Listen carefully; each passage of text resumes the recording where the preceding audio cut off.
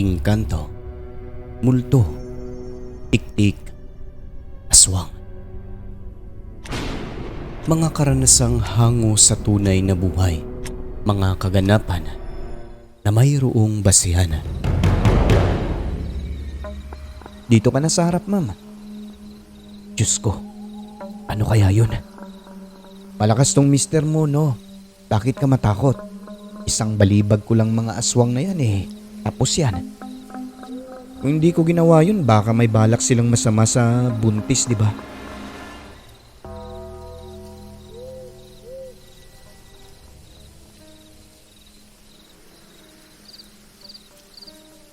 Maraming pagsubok sa buhay. May mga pangyayari na hindi natin inaasahan.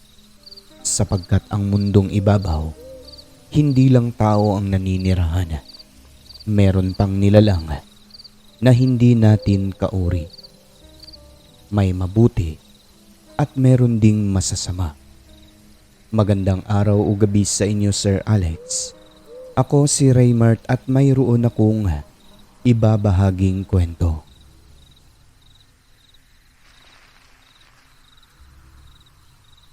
Karanasan ito ng aking tiyuhin sa Negros na itago na lang natin sa pangalang Bebot. Ang tiyuhin ko ay nakapangasawa ng babaeng taga roon, kaya doon na sila naninirahan. Kapag nakakabisita siya sa dating tinitirhan o lugar, lagi silang nagkukwento mag-asawa tungkol sa naging karanasan ng aking tiyuhin sa lugar na yon, na kailanman hinding-hindi niya malilimutan.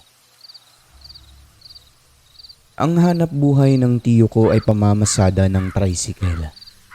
Ayon sa kanya, ang lugar umano na yon ay maraming mga sinasabing pamilyang lahi ng mga aswang.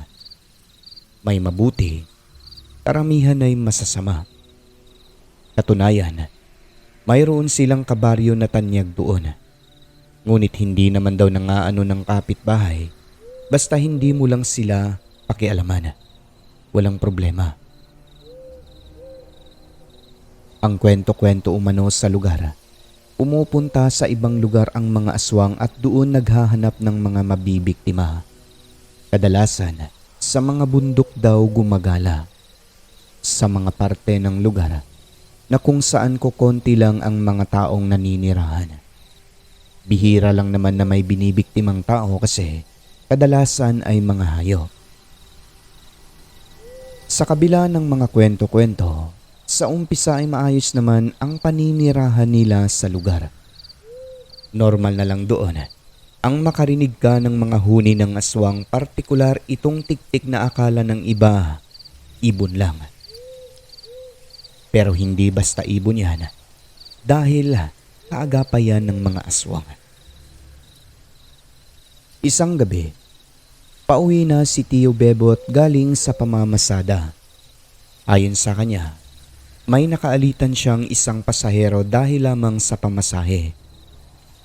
Tumaas ang pamasahe noon at nung siningil na ang isang pasahero, nagalit daw ang matanda kahit sentimo lang ang dagdag. Mas lalo pang nagalit nung sinabihan ni Tio na makinig ng balita paminsan-minsan sa radyo para malaman ang nangyayari sa mundo. Nang dahil umano doon, minura siya ng minura.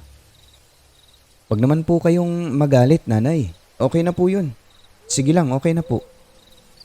Wika ni Tio, pero ang matanda para umanong hindi nakakaintindi ng salita. Patuloy pa rin sa pagmumura nito at sobrang talas ng paningin. Mababanaad sa mukha na labis ang galit. Ilang beses umanong nagbato sa kanya ng masamang titig na kung nakakamatay lang, kanina pang natumba si Tio Bebot sa lupa. At yun na nga, 7:00 pasado pauwi na siya nang may madaanan siyang isang tricycle na nasiraan ng gulong sa daan. Hinintuan ni Tio kasi kilala niya ang driver na yon. Nagkausap sila. Sabi sa kanya, "Pre, baka pwede mo na lang ihatid yung isang pasahero ko. Sige na. Wala flat ang tire. Medyo matagal pa to kasi Ayan oh, nagmamadali na ang pasahero. Emergency daw. Ganun ba? Opo, Manong. Tumawag po kasi ang kapatid ko. Emergency po sa amin. Kailangan po akong umuwi. O sige, halika, sumakay ka na. Pumayag si Tio kasi naawa siya sa babae. Hindi naman po ganun kalayo ang kabilang barangay. Siguro wala pang 30 minutes ang biyahe nun. Kaso nga lang ayon kay Tio, nakakatakot ang mga daanan doon buhat ng walang mga poste ng ilaw. At kahit maaga pa, wala ka na masyadong sasakyan na makikitang dumadaan sa kalsada gawa ng maaagang natutulog ang mga tao roon. Noong pauwi na si Tio Bebot Sir Alex, pagdating sa may katubuhan, nagtaka siya kasi may isang babaeng nakapula na pumaparas sa kanya sa daan. Sa unahan nun ay may bahay kaya sabi niya baka doon galing. Hindi niya sana yun hihintuan dahil naiisip niya rin na baka ligaw na kaluluwa. Pero nang mailawan ng mukha nito, normal na tao lang kaya hinintuan niya na rin kasi nga meron ding bahay sa unahan. Nagsalita ito ng mahina. Ang lugar kung saan siya magpapahatid, madadaanan lang din ni Tio kaya pinasakay niya na. Dito ka na sa harap, ma'am. Pag-aalok pa ni Tio pero tinanggihan siya ng babae at sumakay ito sa likod na bahagi ng tricycle. Unang napuna niya Sir Alex. Nang sumakay daw ito, hindi man lang umuga ng kahit konti yung kanyang tricycle. Parang sobrang gaan daw ng babae.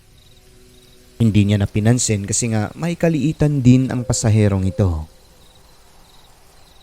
At habang binabaybay nila ang kahabaan na madilim na kalsada, tumindig ang balahibo ni Tio sa katawan. Buhat ng yung babae ay bigla na lang pong naglaho sa likod ng tricycle. Akala pa nga niya nahulog pero nang tignan niya sa likod ay wala namang nakita. Hindi na siya huminto sa takot. Sa halip ay nagpaharurot. Diyos ko, ano kaya yun? Nang ilang sandali pa, sa salamin ng kanyang tricycle, bigla na lang lumabas ang ulo ng babaeng yon na pabaliktad. Sa sobrang gulat, napapreno si Tio nang wala sa oras sabay takbo sa maliit na bahay na tiyempong nadaanan niya sa bahaging kalsada na yon. Ayon sa kanya, sobrang pangit daw ng mukha ng aswang na bigla na lang sumulpot doon sa harap ng salamin. Na kung walang salamin, siguro kinagat na daw siya ng aswang na yon. Pagkapreno niya Sir Alex, lumipad din ang aswang paibabaw at kitang-kita niya ang malapad na pakpak na parang yung damit nito na kulay pula. Ang nakakatakot pa, ang maliit na kubo na kanyang tinakbuhan ay walang nakatira. Ang ginawa niya, nagkubli muna siya sa loob ng kwarto. At nang may makita siyang asin nakasiksik sa dingding, kinuha niya ito. May nakita rin siyang lumang itak kaya dinala niya na rin para gawing sandata. Sabi niya, ibabalik na lang daw kinabukasan. Pagkatapos nun ay bumalik siya sa tricycle at nagpaharurot. Awa ng Diyos, nakarating siya sa kanila ng ligtas. Yung aswang daw na nagpakita, maaaring tinakot lang daw siya, sabi ng mga kasamahan. Karaniwan daw yun doon sa tubuhan na sobrang dilim kapag gabi. Kung ang taga roon ay nababagat, ano na lang si Tio na hindi tagalugar at napadaan lang. Kaya hayon, parang tinakot lang daw ng nakapulang aswang.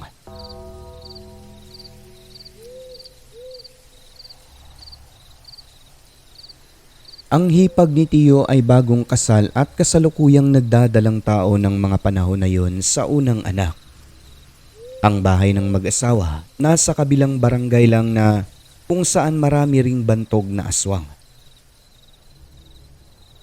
Isang araw, nagpalitsyon ang mag-asawa dahil kaarawan ng hipag ni Tio. Nakaugalian na ng pamilya kapag may litsyon. Kapag may sobra, hinahati-hati yan sa mga magkakamag-anak na pupunta. Mga 3:00 na ng hapon nagpunta sina Tio buhat ng may inasikaso sila noon sa bayan. So ayun na nga, pagdating, kain, kwentuhan, pagkatapos ay nag-inuman ang mga lalaki.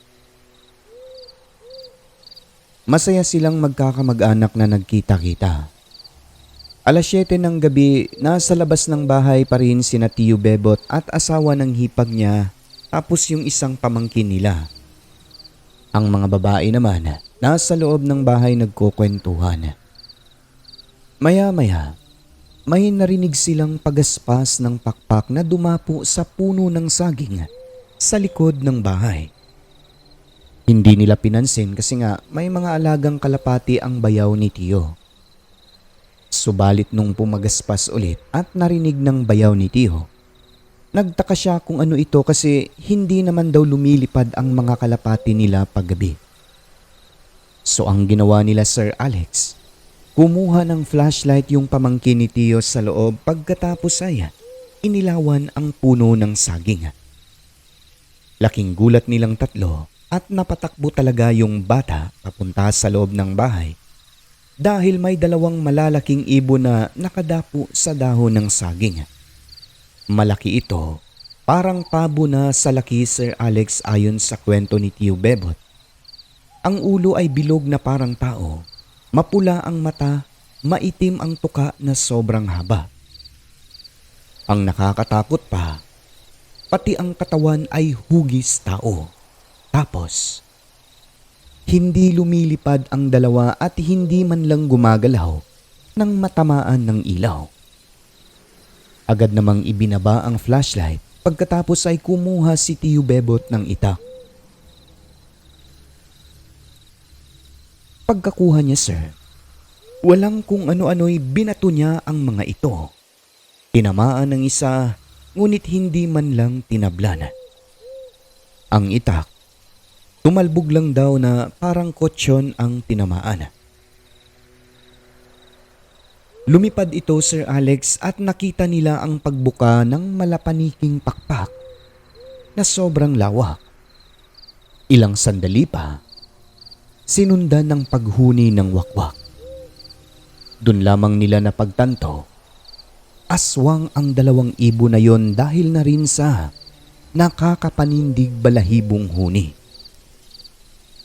At dahil maingay sa labas, lumabas na rin yung mga babae. Sabi ng isang kapitbahay, meron daw mag-asawang bantog na aswang mga 1 kilometro ang distansya mula roon. Malamang, yun daw yung bumisita kasi buntis ang hipag ni Tio. May mga nakakita na rin daw sa pares na ibon na yon, partikular sa mga bahay na kung saan may buntis. At hinala nila ang mag-asawang bantog na mga aswang sa naturang lugar. Uuwi pa sana si Tio noon Sir Alex ngunit dahil natakot ang misis niya kasi nga pinakialaman ni Tio ang mga ibon na aswang pala tinamaan pa ang isa. Doon na lamang sila nagpalipas ng gabi gawa ng madadaanan yung bahay ng mag-asawang aswang na tinutukoy ng kapitbahay. Sabi naman ni Tio, "Sus, maniwala ka dyan. Malakas tong mister mo, no? Bakit ka matakot? Isang balibag ko lang mga aswang na yan eh. Tapos yan." Mga pagbibiro pa ni Tio, pero nang dahil ayaw na ng asawa niyang umuwi, doon na lamang sila nagpalipas ng gabi. Kinabukasan, maaga pa silang gumawi pa uwi. Sakto pagkarating nila, tumawag ang hipag ni Tio sa asawa niya at sabi, nakita umano ng kapitbahay nila ang mag-asawa na pinaghihinala ang aswang. Yung babae, may latay daw sa mukha papunta sa leeg na parang pinalo ng matigas na bagay. Sabi ng asawa niya, "Alaka, sila talaga yung nabato mo na aswang kagabi ba?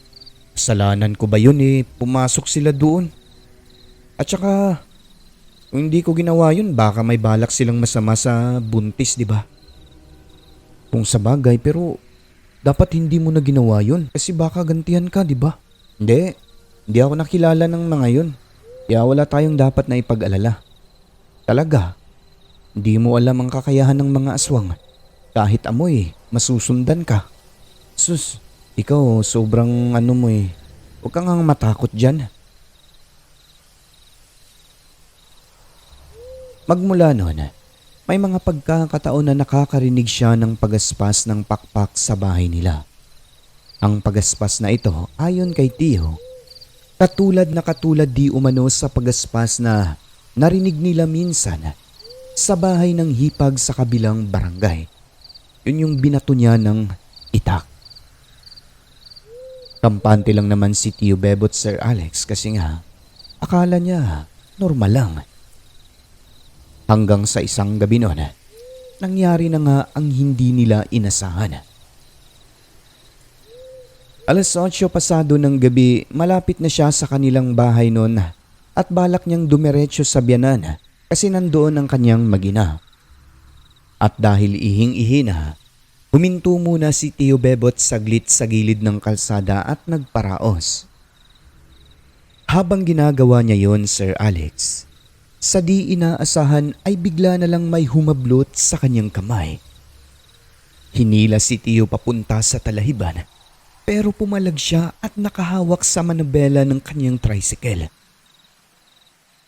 At walang kung ano-ano, Sir Alex. Dinumog siya ng aswang na hindi niya alam kung babae ba o lalaki.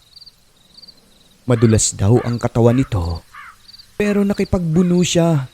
Sinisipan niya ang nilalang habang nakahiga sa lupa at tumanggap ng mga kalmot sa kamay. Noong sinakyan na siya ng aswang sa dibdib, akala ni Tiyo'y katapusan na niya. Pero mabuti na lang, Sir Alex. Merong sasakyan na paparating na maliwanag ang ilaw kung kaya agad tumalon ang nilalang papunta sa talahiban.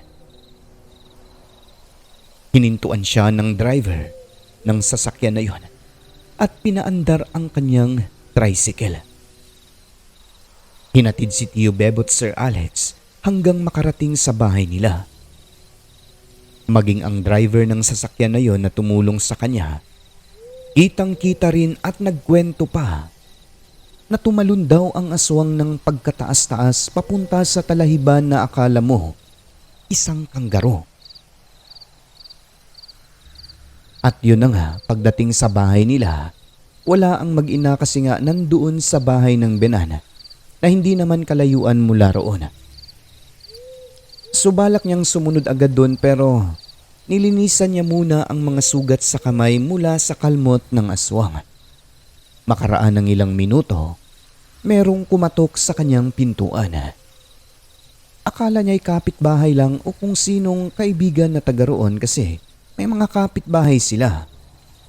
Ang hindi niya alam, Sir Alex, sinundan pala talaga siya ng aswang. Pagbukas niya, walang ano-ano'y hinila naman siya palabas ng bahay nila. Ayon sa kwento ni Tio, paghila umano nasubsob talaga siya sa lupa, Sir Alex, kaya hindi na nagawang makakuha ng pangdepensa tulad ng itak sa loob ng kanilang bahay. Do'y nagsisigaw naman si Tio at sobrang lakas daw ng aswang na nooy pilit kumakagat sa kanyang leeg. Nahawakan niya ang mukha nito, tinutulak palayo para lang hindi maabot ang kanyang leeg ng matutulis na pangil nito. Di nagtagal, nagsidatingan ang mga kapitbahay at agad siyang tinulungan. Takapa yung iba, sapagkat parang may kadumog daw si Tio pero wala silang nakikita. Ang dahilan naman noon, madilim ang bahagi kung saan sila nagpaikot-ikot sa lupa. Tinulungan si Tio Bebot ng mga kapitbahay, Sir Alex, at yung isa ay pinainom siya ng langis. Matapos noon, sinamahan siya papunta sa bahay ng Benana sa takot na baka sundan ulit ng aswang. Ayon sa kanila, may nagalit daw kay Tio Bebot kaya sinundan siya at talagang dinumog ng aswang.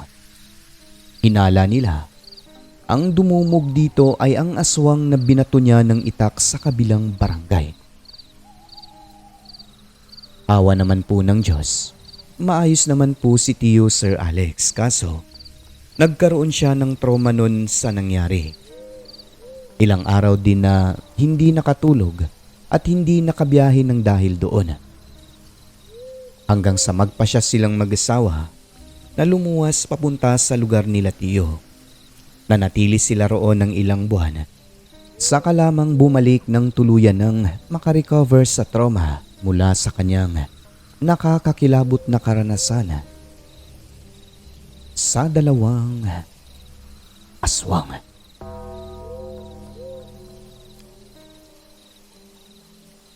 Hanggang dito na lang ang kwentong ito. Maraming salamat po sa inyo. Muli, ako po si Raymart ng Iloilo.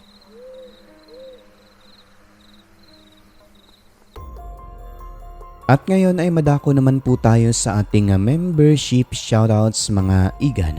Binabati ko unang-una Susana Dorn, 7 months member na. Story Hikes of Totski, 36 months. Kay Jonizel Alviola, 27 months member na. Jabera Amindato, 2 months. Kay Cheng's Channel, 16 months member na. Samantha Cruz, 7 months. Kay Luis Elmido na 26 months member na. No? Kay Rancid Horror Stories na 6 months. Kay Mr. L na 3 months member na. Jeffrey Bunyad, 25 months. Kay Rose Kim na 17 months member na. No? Mike na 32 months member na. Kay Rosary Jayarante, 8 months. And last but not the least kay Jim Semilia na 31 months ang member na. No? And maraming salamat po sa walang sawang pagtangkilik po sa ating munting programa. Mula noon hanggang ngayon ay nandiriyan pa rin po kayo nakasubaybay at nakasuporta sa atin. Kaya ulit taos puso po ang inyong narrator na nagpapasalamat. At sa lahat ng mga silent listener ay welcome po kayo sa channel natin. Pumasok na po kayo at i-hit ang subscribe button. Siyempre, huwag niyo hong kalimutan ang notification bell upang updated kayo sa mga bagot nakakasabik nating mga kwento. Muli po mga kaibigan, maraming salamat po sa mga suporta nyo. Huwag kalimutang tumawag sa taas. I love you.